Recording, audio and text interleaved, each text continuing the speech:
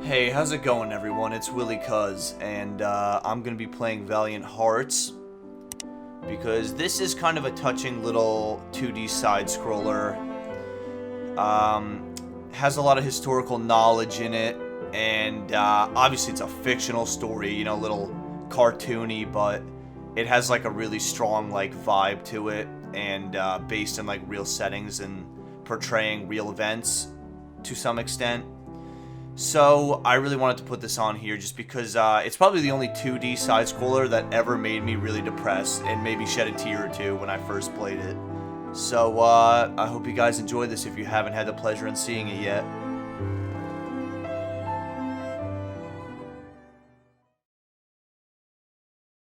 August 1st, 1914.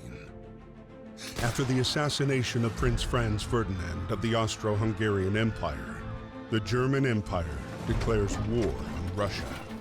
Because of established alliances, France is preparing for conflict. A few hours after the announcement of the general mobilization, German civilians living in France are asked to leave the country. Karl is one of them.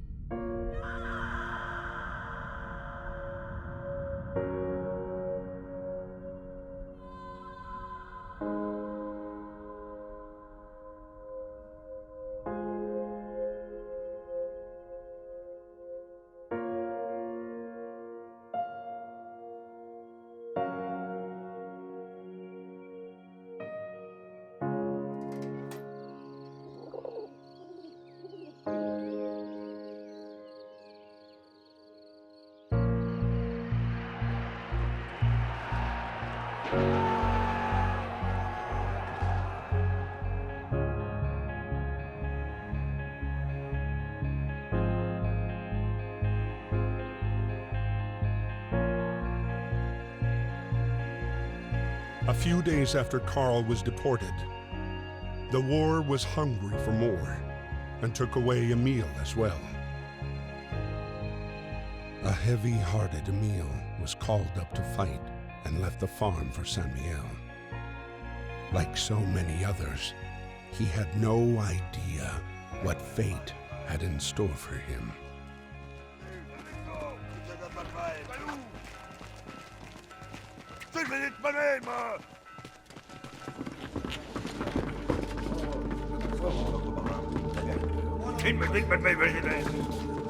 Par là, et toi par là.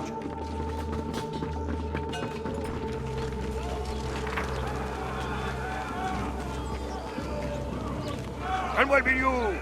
Venez, mon corps. Allez. War is declared. June 28th, 1914, Archduke Franz Ferdinand, heir to the Austrian-Hungarian throne, was assassinated in Sarajevo. As a result of the chain of diplomatic and military alliances in place, the event launched Europe into an armed conflict that, with the involvement of colonies, took on a global dimension. August 1st, Germany declared war on Russia. August 3rd, Germany declared war on France. August 4th, Britain declared war on Germany. And August 11th and 12th, France and Britain declared war on Austria-Hungary. Battalions comprised of battalion headquarters and 4 companies, a total of 1,007 men in all. Companies were composed of 4 platoons, in turn divided into 4 sections, each of 12 men commanded by an NCO. Britain was slow to mobilize on the Western Front. Half its army was overseas. With a genuine fear of invasion, infantry divisions were held in reserve in Britain and not included in the British Expeditionary Force. While conscription only came into force in 1916, voluntary enlistment was initially overwhelming, with 750,000 men eager to show their patriotism.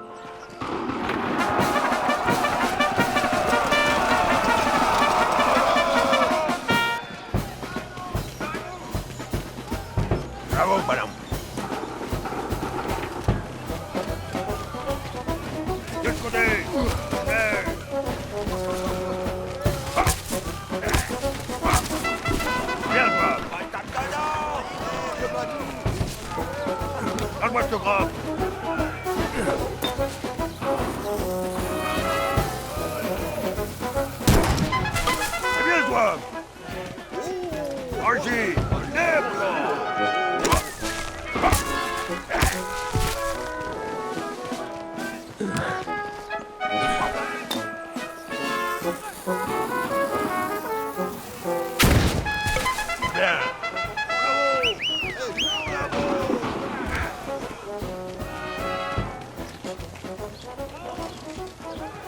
Arcabu!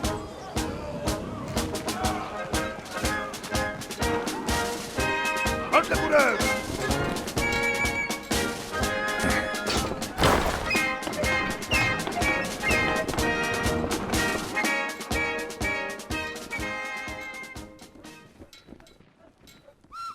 My dear Marie, we are on our way to Paris.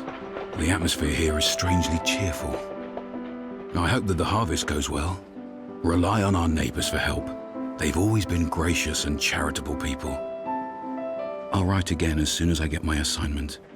Please kiss my little grandson for me.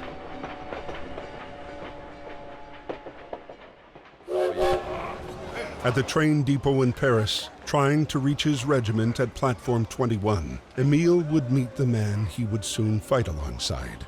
The man who would come to be his truest friend.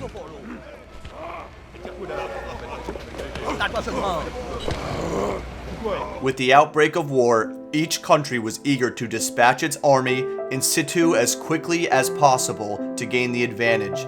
Railways were essential for mobilization and supply. By August 1914, the British realized the importance of rail in the war effort and dispatched Royal Engineers to the front to build new lines. By 1917, 40,000 enlisted railway soldiers were working for the RE in France and Flanders. In the early fighting, the German army made swift progress. After invading Belgium, they marched on Paris in late August.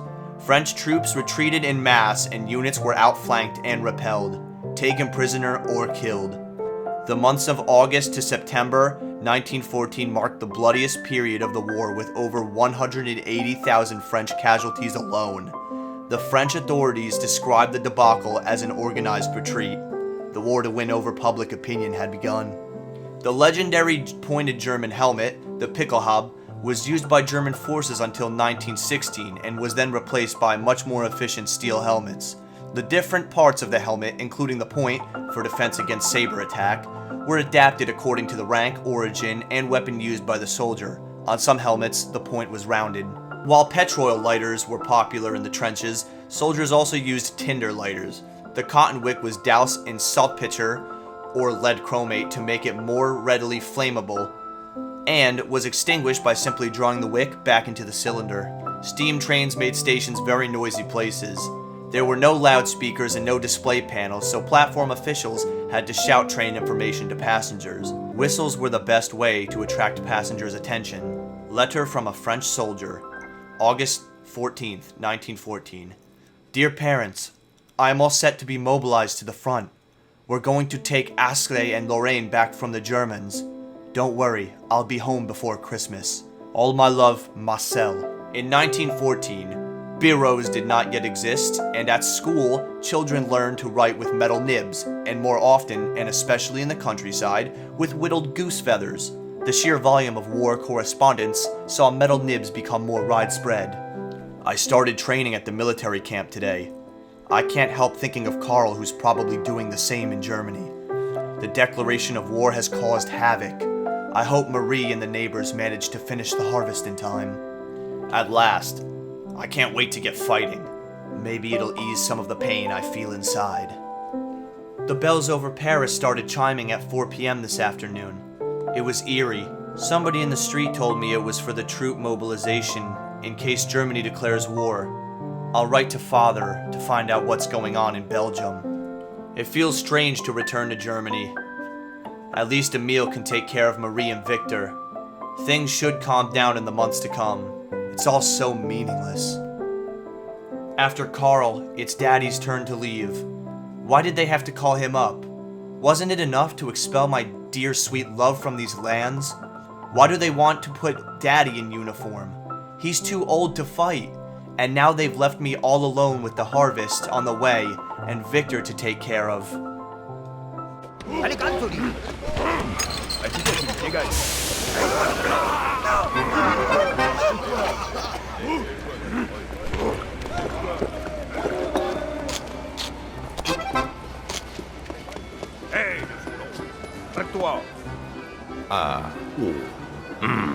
Ôi, bực đây ta. Nè, ta. Anh có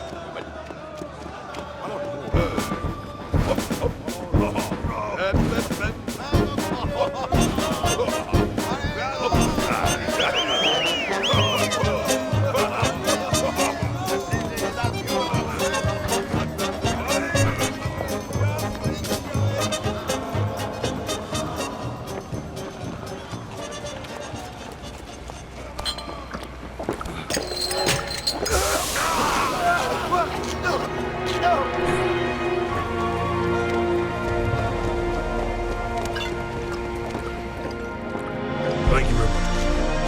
I'm ready. Welcome, friend. What are you listening?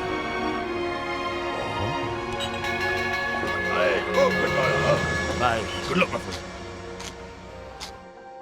August 21st, 1914.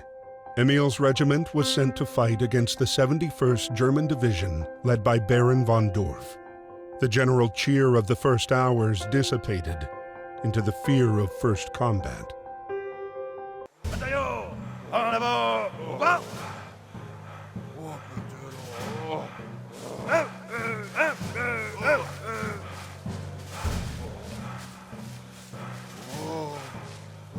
Généraux! Bataillon! Vive la France!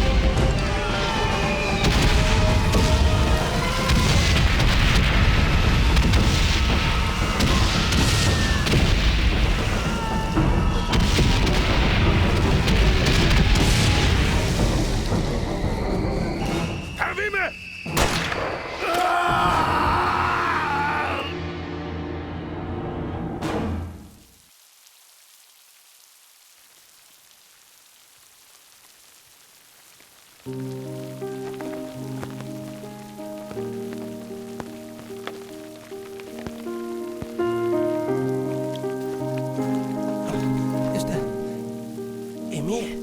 Miss Marie Chillon. Private Emile Chillon from the 150th Infantry Regiment was wounded by enemy fire on August 21st.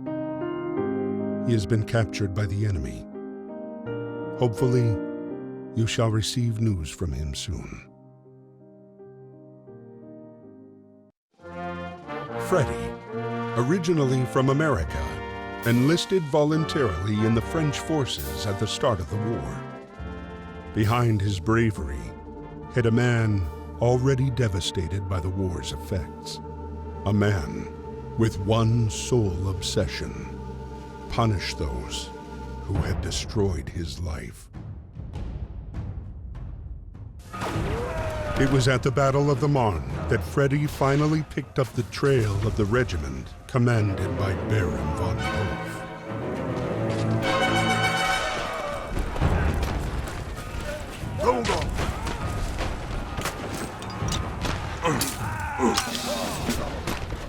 Americans in the French Army. 128 Americans enrolled in the French Army from the start of the conflict, mostly in Paris, including the poet Alan Seeger. The majority joined the Foreign Legion and took part in the Battle of the Marne. Others joined the Air Force, which later became the Lafayette Squadron. 24 gave their lives for France, including Alan Seeger. The media attention they received in the United States played a decisive role in their own country's decision to join the war 3 years later. Drawn up long before the war, the von Schieffen Plan aimed at swiftly overrunning France via Belgium and northern France. After the August debacle on September 6, French troops turned to face German troops in the decisive Battle of the Marne and prevented the capture of Paris. The battle was the first time Franco-British forces managed to halt the German advance and thwart the main German battle plan. The front retreated northwards and stabilized in December, when trench warfare began in earnest. The Great War demonstrated the technical progress of the age, symbolized by the machine gun. World War I devices could now shoot up to 200 bullets before requiring cooling, and were perfectly integrated into infantry attacks. German machine gun deployment in the front line gave them a vast superiority at the start of the conflict. Flags were powerful symbols for each unit, and once captured became trophies. When overrun, soldiers took the time to hide or bury them before being taken prisoner. With the arrival of trench warfare, flags disappeared from the battlefield and only made an appearance at military ceremonies away from the front. Created in 1881 in the wake of the French defeat against the Prussians in 1870-71, the French identification tag indicated a soldier's name and surname, the year of his conscription, his place of birth and ID number. Dog tags were used to identify corpses on the battlefield in an attempt to overcome the problem of soldiers missing in action and unidentified bodies. The French Army's Horizon Blue greatcoat had gold buttons.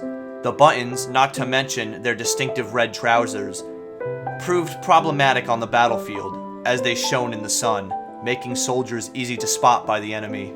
Soldiers did not have sat-nav to pick their way through the countryside. The only tools they had were a compass and an HQ map. Orienteering duties were the reserve of officers and non-commissioned officers. German 7.92mm Mauser cartridges, the diameter of the German machine gun ammunition was standard whether used in light machine guns or heavy machine guns. The same diameter was used for the standard German Army issue Kar 98 rifle. Only the C96 pistol used by officers was of smaller caliber, 7.63mm. Household linen was precious, and it was often customized with embroidered initials. Contrary to received ideas, embroidery was not an exclusively female pursuit, and many POWs embroidered during captivity. Letter from a German soldier, September 6, 1914. My dear parents, I'm doing fine and the weather is good. I hope everyone is well in Bad Dürkheim. Our progress is swift. We shall soon be in Paris. What do you want to bring me back as a souvenir? That's terrible grammar. Yours, Gunther. We spent yet another day walking. We heard cannon fire for the first time today. I don't want to have to kill. I must stop thinking about it and get some sleep. That letter gave me such a fright. Poor Daddy. He's been wounded and taken prisoner by the Germans. I don't know if he's seriously injured, and if he's being well taken care of. I've been told prisoners are allowed to receive letters. I shall write to him tomorrow.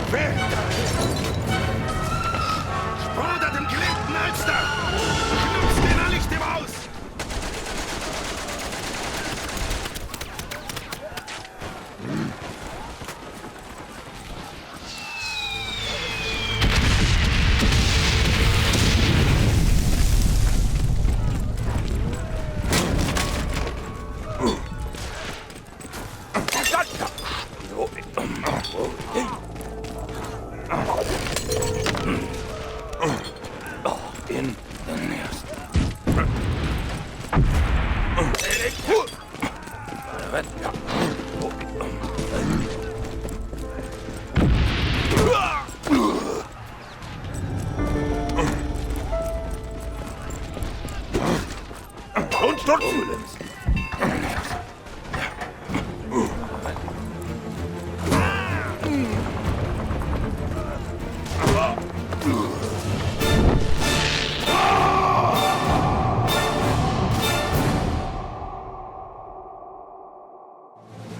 Thanks to support from British forces, the German plan failed.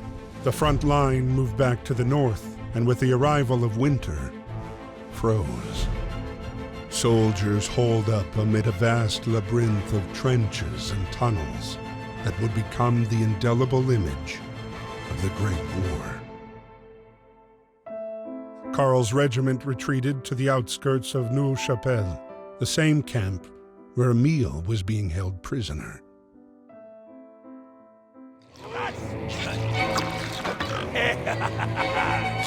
Marie, hier kommt! Schon ein! Luft, Zamperlus! Ist ein Schloss von der Bratwürste?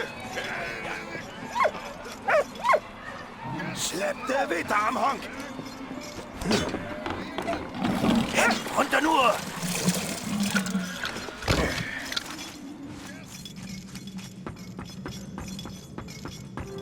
I missed them by a whisker. It won't happen again. My younger brother's letter was sweet. It gave me a real boost. It's good he's back in the States, miles away from this nightmare. That kid has a knack of getting himself into trouble. Emile! There! Right in front of me, sprawling on the ground. Why did his regiment have to come up against mine? I hope he pulls through. He's one tough cookie. I must find out what POW camp he's been taken to. Today, the Germans invaded St. Miel. Fortunately, the troops spared the farm. I took shelter in the cellar with Victor. Now what's going to happen? Emil! Huh? Cow! Ha, cow! Marie, est-ce que ça va? Dearest Papa, we live in a climate of uncertainty. Germans use the people of Saint-Miel as human shields against the French bombings. I hope the Germans treat you well, and that your wound has healed. Your grandson sends you kisses. I sent you a picture of him. All my love. Please write soon. Verdammt! Adieu, Karl.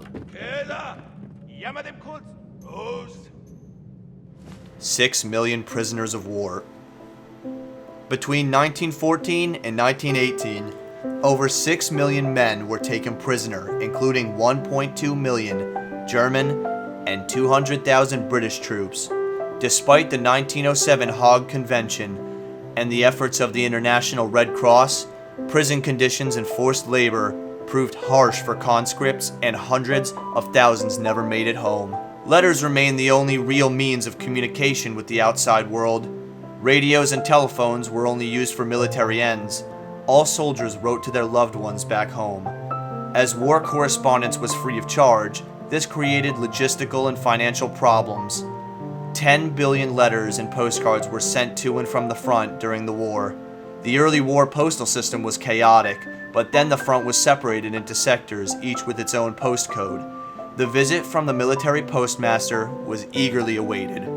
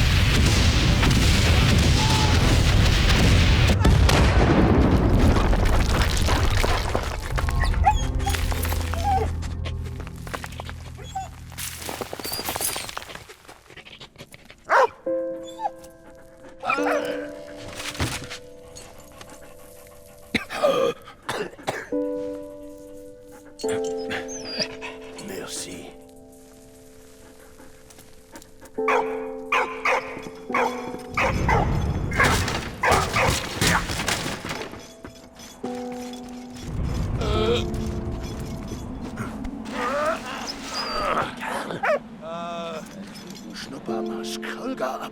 Schwanderlichtlings der Blunderklum. Hier von der Wurzel! Haben Sie es?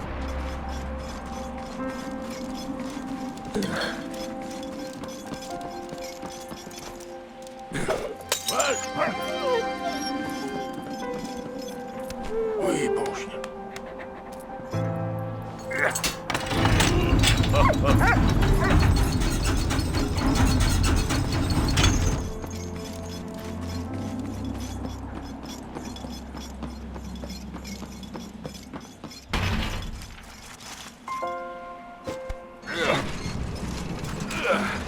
The Battle of Neuve-Chapelle.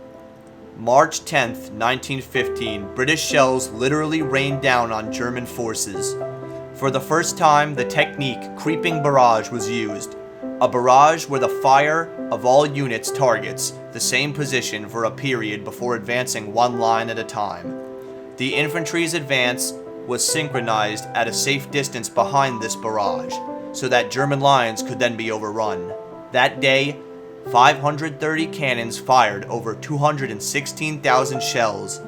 That is to say, one shell per every 2 minutes.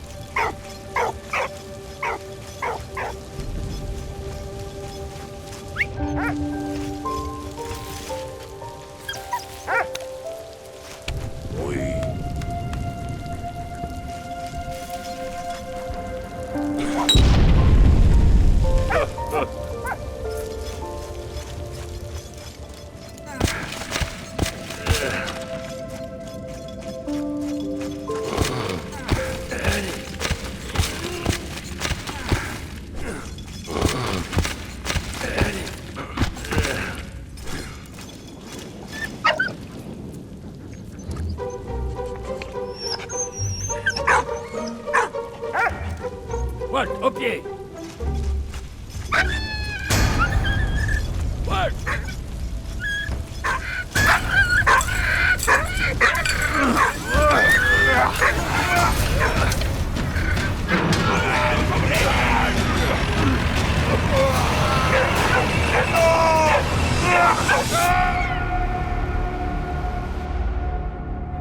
The British troops continued their attack on Neuve-Chapelle.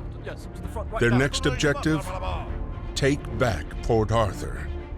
You Americans! Over there! Over there! Yeah, go! Sir. Yes, sir. Come on, boys, let's go!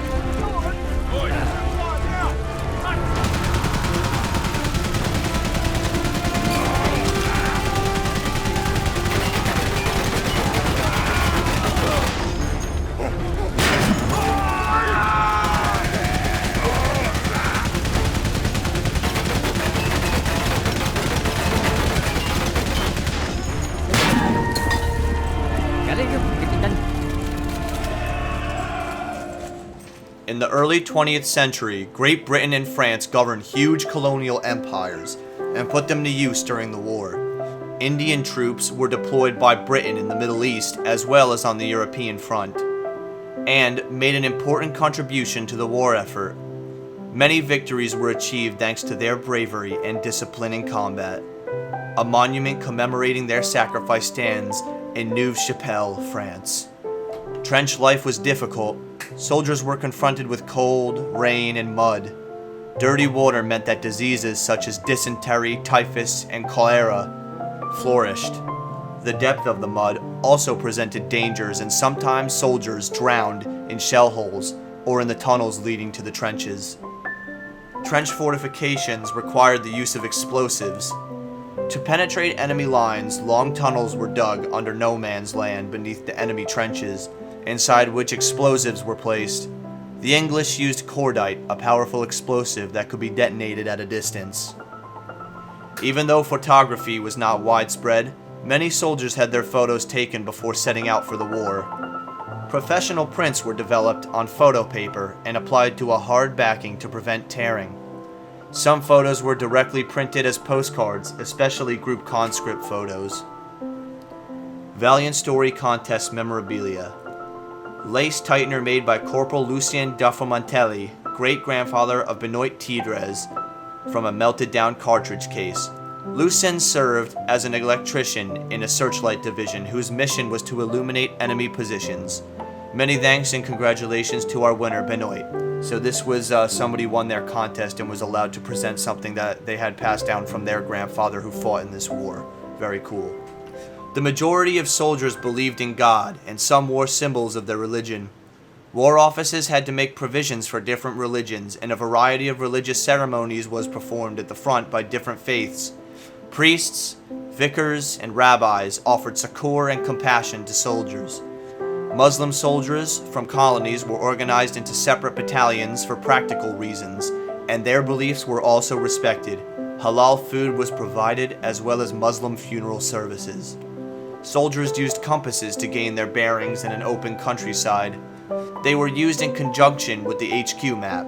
Orienteering was the reserve of officers and non-commissioned officers who issued soldiers with directions. All troops were paid in their country of origin's currency and paid compensation in the local currency. The British earned 1 shilling a day, around 3.21, I think that's pounds, and 5.42 US dollars in nowadays currency. The standard king shilling and 20 francs every fortnight. Those 20 francs had a face value of 40 pounds, roughly 50 euros, 70 US dollars, and were used as the main currency with the locals, eager to barter whatever few goods they could trade. Business always prevailed, so locals near the combat zone would agree on payment in foreign currencies as well. The kukri knife was used by the Gurkhas, the British unit comprised of colonial Indian troops. This Nepalese weapon was standard issue and became a symbol of the Empire forces. Its heavy, thick, and curved blade was designed for striking as well as cutting.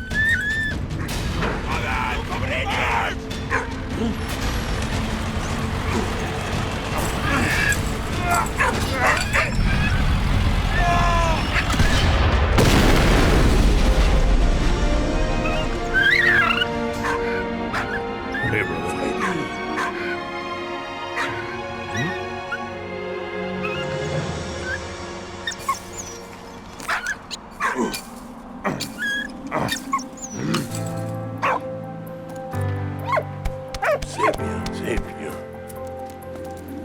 Hein?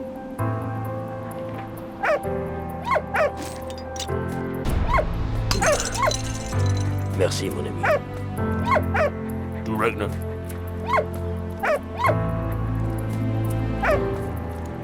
Carl Wiesvendorf. Yeah, comme this.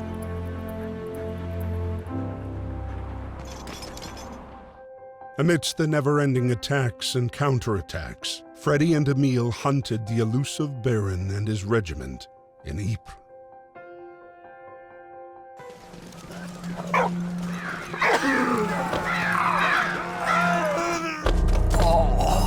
On April 22nd, 1915, chlorine gas was used for the first time by the Germans. What? Vas-y.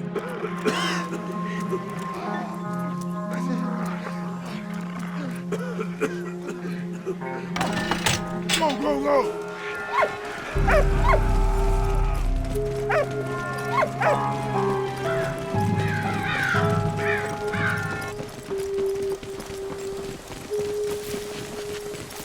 Come on, man.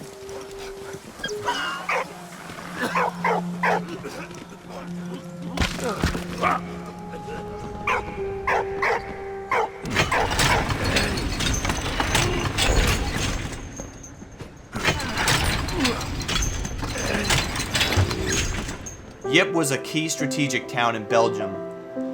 Especially for the British, it was the gateway to the north, and thus to Britain. Canadian troops were deployed in the front line, and they proved their endurance and dependability in combat to the Allies. 6,000 Canadian lives were lost in the battle in April 1915. April 22nd, 1915, at Ypres, came the first gas attack in history. 5,730 cylinders of chlorine were opened by the Germans in favorable winds. Chlorine gas caused burns to the eyes, skin, and lungs, even through clothes and rubber boots.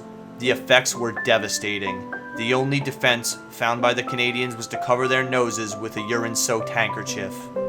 Zeppelins were invented in 1900 by the German Count von Zeppelin, but the first long-distance flight didn't take place until 1908.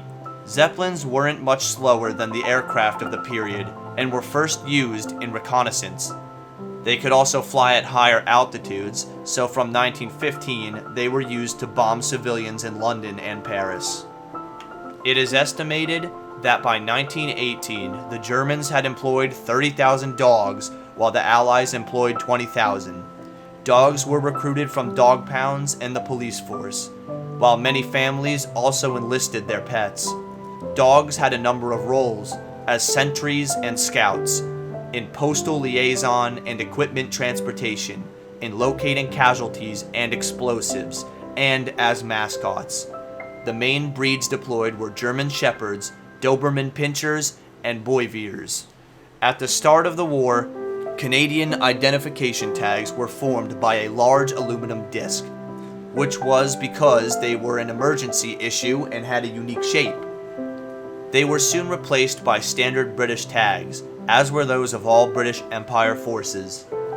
The only defense against a gas attack before masks were introduced was to cover the nose with a urine-soaked handkerchief. Urine reacts with chlorine directly in the handkerchief to form less noxious products, limiting the effects. It was not the most hygienic solution, but it was always better than a lung full of hydrochloric acid. Letter from a Canadian soldier, 21st April 1915. Dear parents, we are in Belgium, a truly flat land that reminds me of our Winnipeg plains. The big difference is that it's so damp here, which makes the cold even colder. These guys and I are going to make you proud of us. The Canadians will be the big heroes of this war. I'll write again soon, Stephen. Gas canister deployment strategies were simple, but they did depend on the weather, especially on winds. Gas use required a constant downwind towards enemy lines to avoid the gas returning to its sender. Any battle plans were therefore dependent on the weather forecast. The Belgian army's distinctive shako resembled a top hat with a rim replaced by a visor. The shako was replaced by the Isar cap, a soft cap with flaps that could be pulled down over the ears. The cat was called the Isser because Belgian soldiers massed behind the river Isser to hold off the German advance. Time was an important factor in soldiers' lives, and military strategies for an attack and rolling barrages were based on tight chronological synchronicity. Pocket watches were the only way to tell the time. What a day! My life was saved twice today, first by an American soldier, and then by a dog. But I'm free at last. I saw Carl before the bombing. I hope he made it out alive. I'm going to try to find him. On the march to Belgium, where this damn regiment is stationed. I'm not alone, at least. I met a funny old French farmer guy, Emile. Doesn't say much, but if I understood right, his son-in-law is German. How crazy is that? Not a day goes by that I don't dream of you. At last I found Emile, just moments before the shells started flying. I hope he's managed to dodge the bombs. The letter he showed me filled my heart with joy. Marie is well and Victor is growing up. That is all that matters. What? How did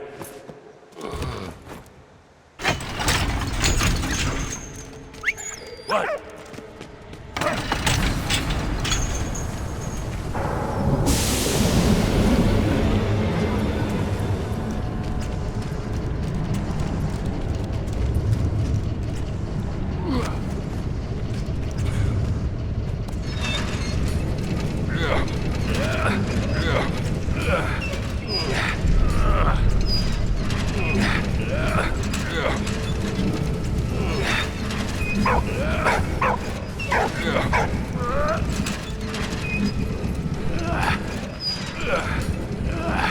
What?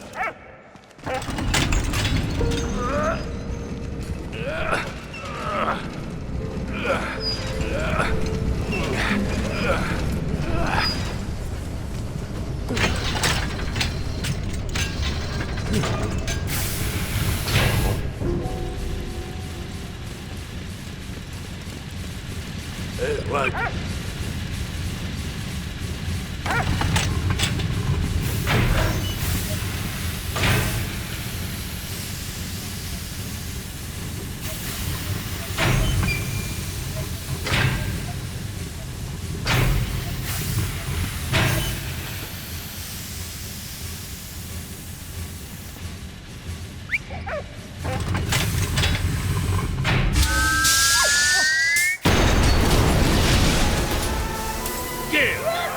Come on, man.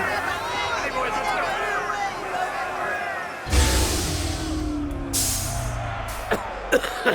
Emile, let's go.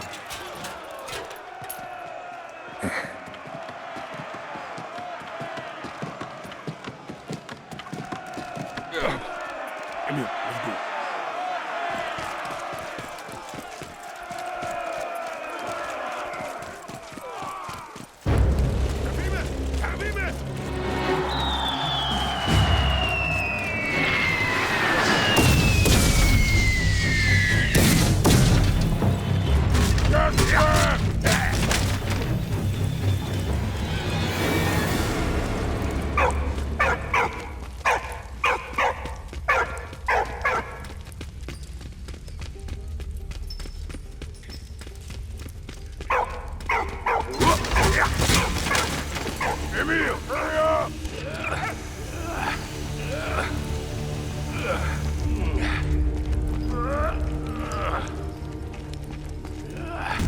What?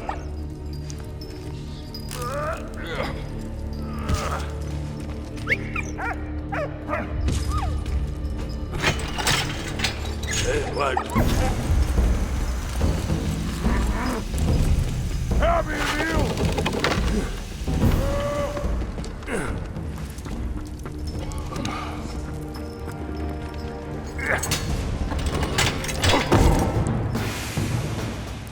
Thank you, my friend. You in? Don't worry.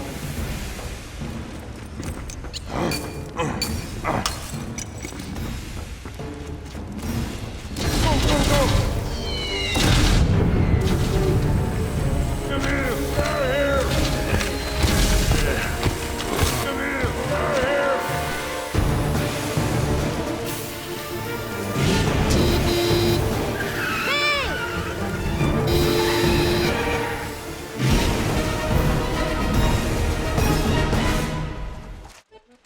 Her name was Anna, a Belgian student living in Paris. She was hard on the trail of her missing father. For once, fate smiled on them. They were all going in the same direction. But while approaching Vimy, a German squadron spotted them.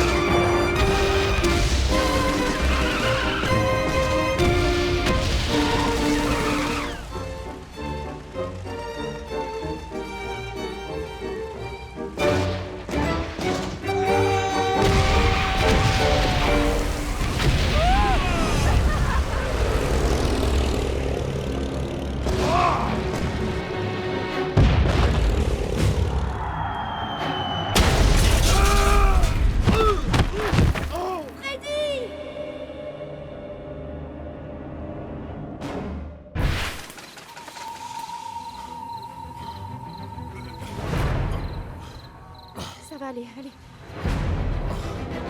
Émile, allez!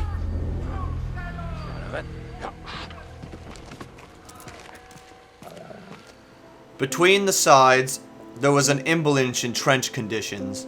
After securing a head start in trench construction, the Germans reinforced them with iron and concrete, while the Allies had to wallow in mud. The Allies' changeover policy maybe contributed to this. Allied soldiers had 7-day shifts on the front, whereas German soldiers were allocated a specific zone for an intermediate period, giving them a chance to settle in. Vimy and Neuville-Saint-Vaast were two positions the Germans were quick to fortify. Here they built the Labyrinth, a complex network of trenches and tunnels connected to underground sleeping quarters. Allied armies unsuccessfully attempted to seize this key position on numerous occasions.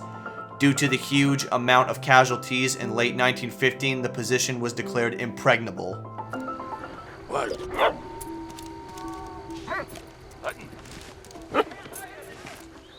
Merci, Walt.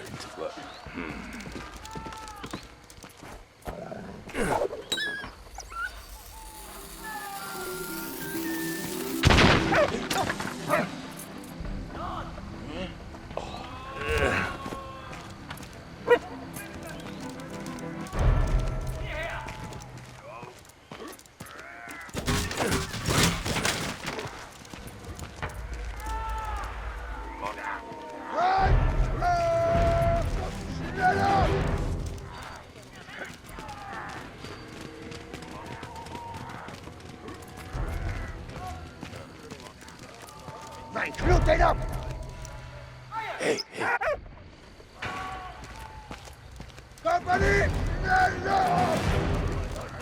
Allez, vas-y.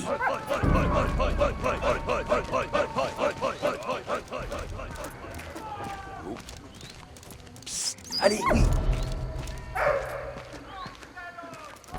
Oui.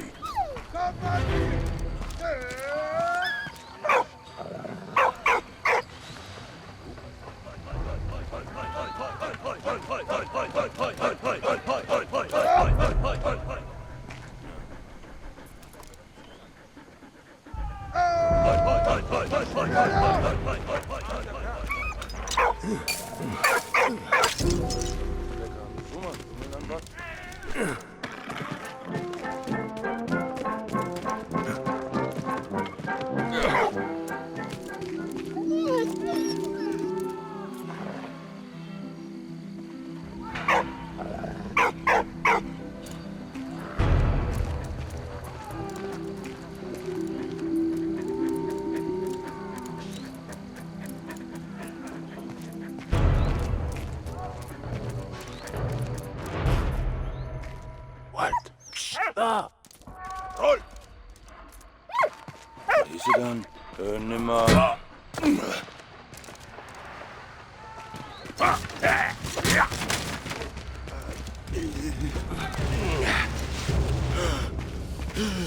The Moroccan Division, whose motto was "No Fear, No Mercy," combined soldiers from across French colonial Africa and the Foreign Legion.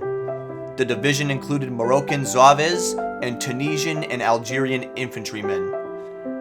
In 1915, the division seized Vimy Ridge, but in the absence of backup from Battalion HQ, they were forced to retreat after 2 days. The Moroccan Division is the only division whose flags were decorated with the Legion of Honor. Naval cannons were capable of firing heavy-duty 800-pound shells. Due to their weight, they were mounted on special rails for transport to firing platforms. In the event of a retreat, artillerymen were instructed to destroy the cannons rather than let them fall into enemy hands. To observe enemy trenches without drawing fire, officers and soldiers used periscopes, mirrors mounted in a tube that could be raised above the parapet with no risk to health. Soldiers frequently suffered from thirst, and water supplies were far from regular. All soldiers had canteens in which they transported water, and also wine. Some also had flasks or goatskins, which were less heavy to carry. To combat problems of morale and physical fitness, army doctors sometimes distributed nevrosthynine injections, a composite of magnesium and potassium intended to give weary soldiers a hearty boost. Letter from German soldier, 21 April 1915. Dear Andrea, we've been stuck down this hole since January, and I can't stand it anymore. I'm sick to the back teeth with living like a rat. I really miss my life as it was before, strolling beneath the linden trees with you. I miss working in the factory. All my love, your Dieter. Soldiers were all fed by their respective armies, but they also received parcels from back home to improve their daily lot. Tins of fish or pate gave them a more copious nutritional meal than their daily army fare. While the war raged on, life continued and the economy too. The war economy was composed of both barter and currency systems. Soldiers purchased provisions in towns using their pay. In 1914, the pay of a British private in a line regiment was 1 shilling a day, the standard King's shilling. Obligatory deductions were made for a wife and children, 6 pence for the wife and 1 pence a day for each child. Nowadays, 1 shilling has the estimated purchasing power of about 3.21 pounds, $5.42 US. In 1971, the shilling was replaced by the 5-pence coin, thanks to dissimulation. Allez, vas-y. What? Allez. What? Allez.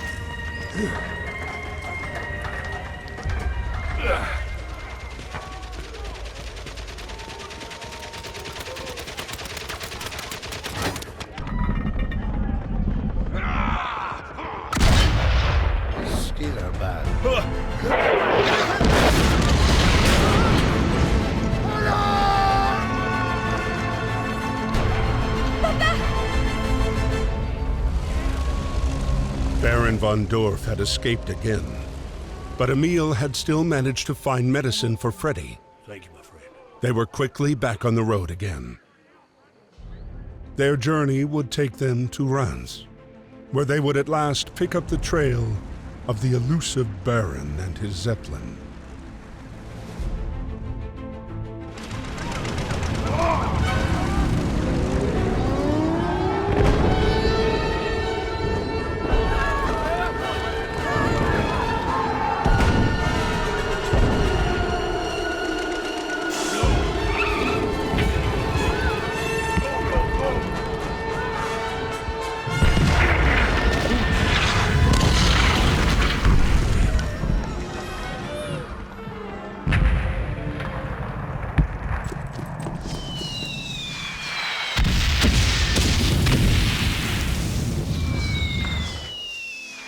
Reims Cathedral. The city of Reims suffered during the war. September 19th, 1914, as the Germans retreated from the city, they set fire to the cathedral. Then, as the city was so close to the conflict zone, it was bombarded by Zeppelins and cannon fire. During the bombardments, the statue of Joan of Arc in front of the cathedral lost a hand before it was dismantled and stored in the catacombs.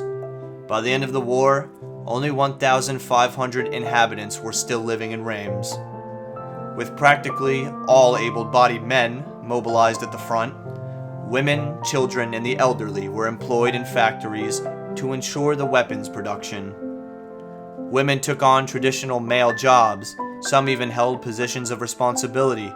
This new role changed their status in society, and in the wake of the war, women over 30 years old were given the vote. The Women's Institute held its first meeting in 1915 with the aim of encouraging women to become more involved in food production during the war, and the movement flourished. Carl is alive. I caught sight of him flying a Zeppelin heading south. We're going looking for him again tomorrow with Anna and Freddy. Those freaking shells nearly did it for me. There's no way I'm giving up so close to my goal. Apparently their leader is called Von Dorf. I'm going to get him. Everybody else are just pawns in his game to me. This morning in Yps, Von Dorf made us capture some scientist. The army is interested in his work and apparently he'll help Germany win the war. He seems like a nice fellow, but it's hard to find out anything else about him. Von Dorf is keeping him closely guarded. Not a day goes by that I don't think about my Marie and my little Victor. I haven't seen them for 8 months now. I miss them so much.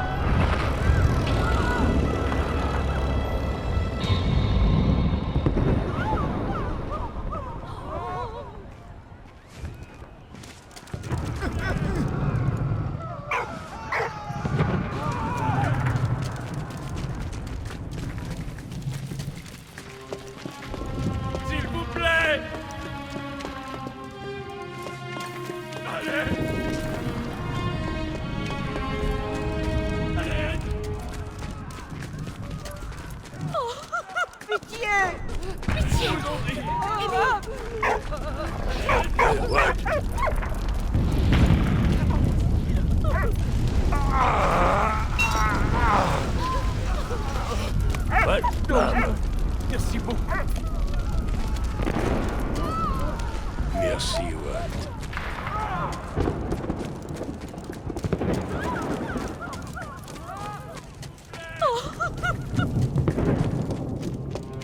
Bon sang!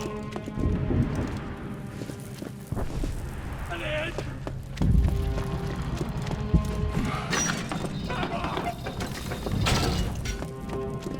What?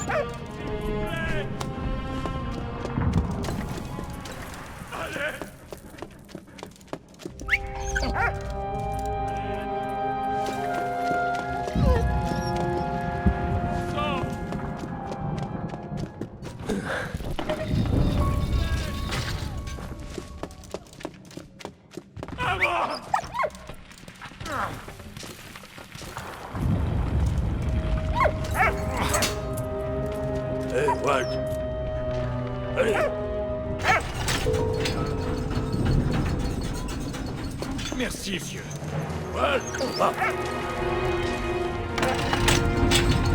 The safety razor was an early 20th century invention and shaved more safely than barber's blades. In 1917, safety razors were standard issue in the US soldier's kit because it had been noticed that gas masks provided more effective protection to shaved faces. I shave with one of those things today. It's pretty efficient. While the war raged on, life continued back home, and brands still advertised their products. Naturally, soldiers were used to promote brand image and boost sales. This brochure is advertising war bonds to help the government finance the war effort. Practically all able-bodied men were mobilized at the front, but production still had to carry on. Women took over men's roles in factories and other traditional male positions, working for much lower salaries. Some even held positions of responsibility and were involved in decision-making. This new role changed women's status in British society. War Godmother Certificate. To improve morale on the front, an association was created in France in early 1915 to provide succor and support from behind the lines for soldiers without close families.